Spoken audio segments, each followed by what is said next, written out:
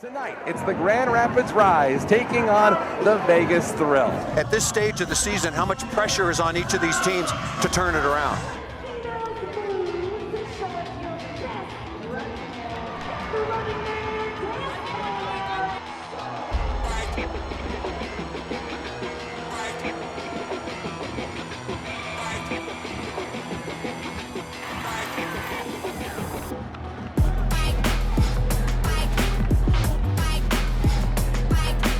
Wearing number 5 in red, off the block and out of bounds, started her career at Maryland before transferring to play for the Nittany Lions.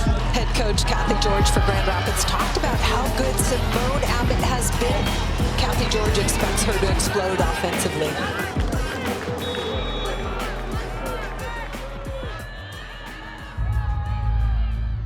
I first started playing when I was 11 years old. My parents convinced me to go to the summer camp with my best friend, and I love the team aspect of it.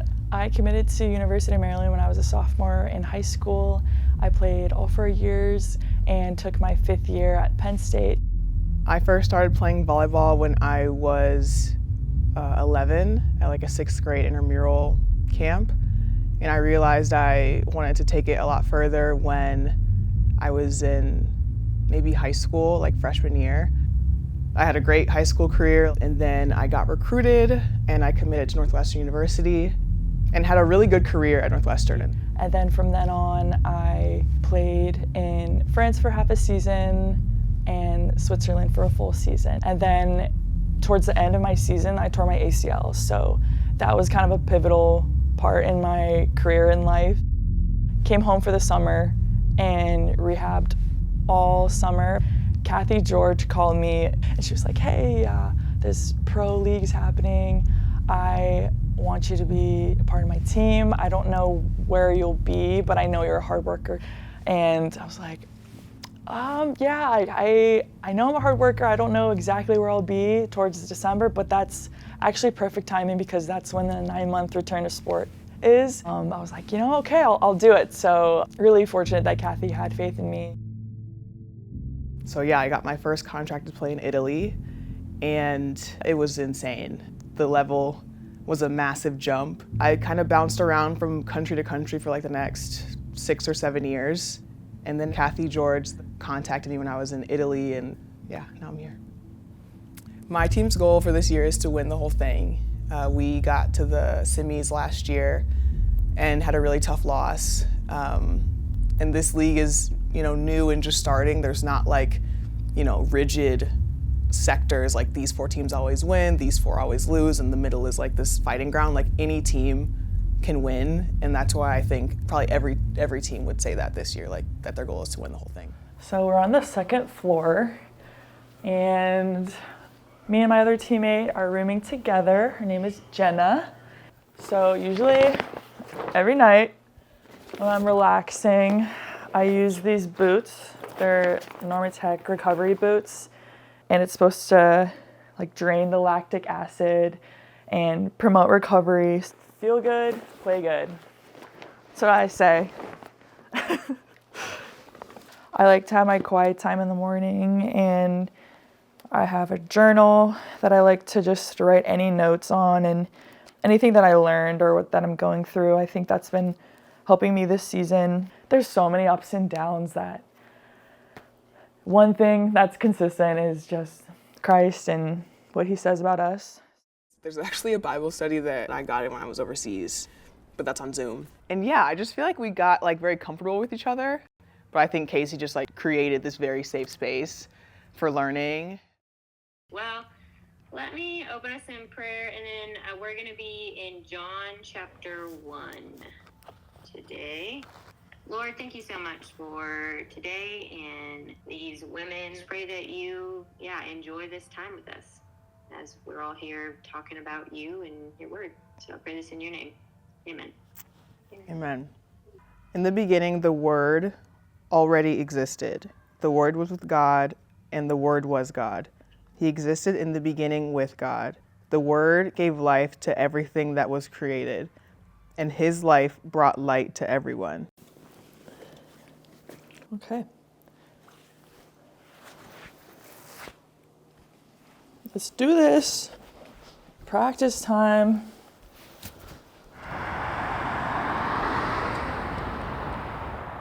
Also, yesterday, I had to see my trainer because I got hit in the head. Carly hit the ball and just like hit the side of my head. I felt like a little nauseous in the car yesterday, but that's it. I think I'll be good because I finished the practice and everything, but just want to be safe.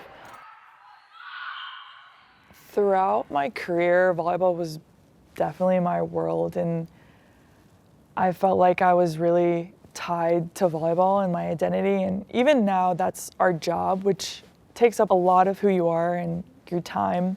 So it's not until recently where I'm really trying to understand that my identity is truly not in volleyball. And if you put your identity in things other than the Lord, then it'll be so up and down, that the Lord is unchanging.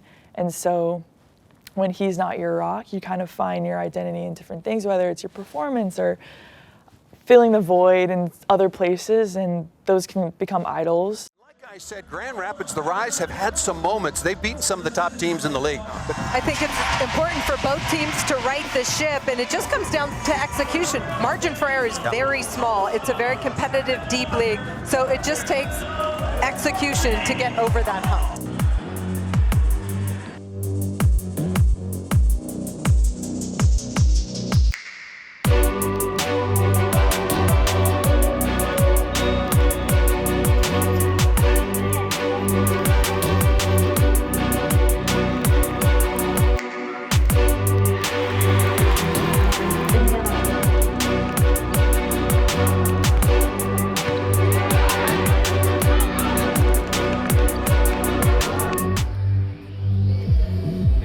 In this one, 3 out of the 4 sets went beyond 25 points for the victor. When sets go that long, does that present a challenge or a change in strategy for the team? No, I just think at times, that's obviously you're seeing 2 teams compete, and that's what makes volleyball so exciting. You see scratching and clawing to try to make things happen, and it was an exciting game. They're a very talented team, and we just didn't close out some of those important points that we needed to. I mean, I deal with defeat by dissociating. This is like my bad habits. I'm obviously trying to do better, but I don't want to be in this reality where I let my team down. So I've watched shows back to back to back, because I don't want a moment of sitting and not having my brain occupied, and try to just use worldly things to heal the pain, because it hurts. It physically hurts when I don't do well in this sport. It's very deeply attached to me, and that's not crazy. You work a job, it's all that you do. It's not insane to let that dictate how you feel, because that's what you're spending most of your time doing. It's difficult to not let that define how your day is. That's hard. I just want to say that. And I feel like I've had a toxic relationship with the sport over time that I'm slowly healing, and that God is slowly healing in me.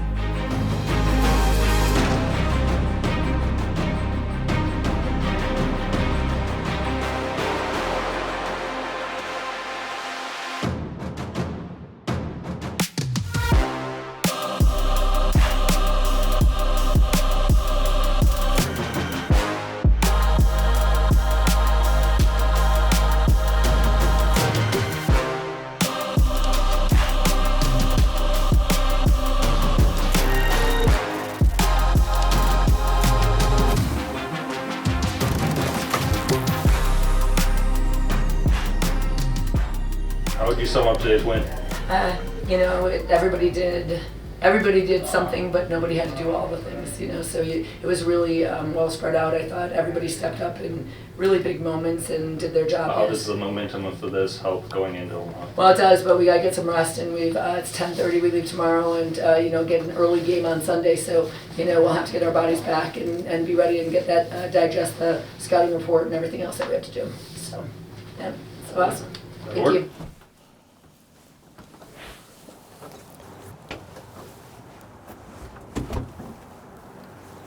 So last week in practice, I was digging in the middle back and Carly hit a back row attack and it hit the side of my head.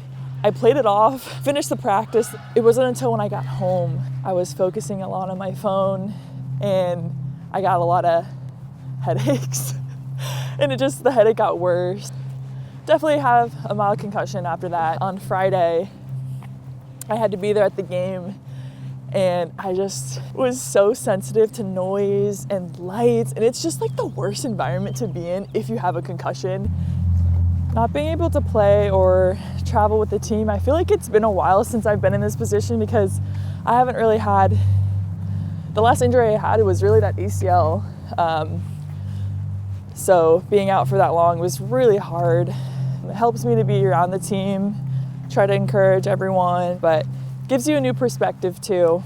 Being on the sidelines, I forgot what it felt like to be on the sidelines, and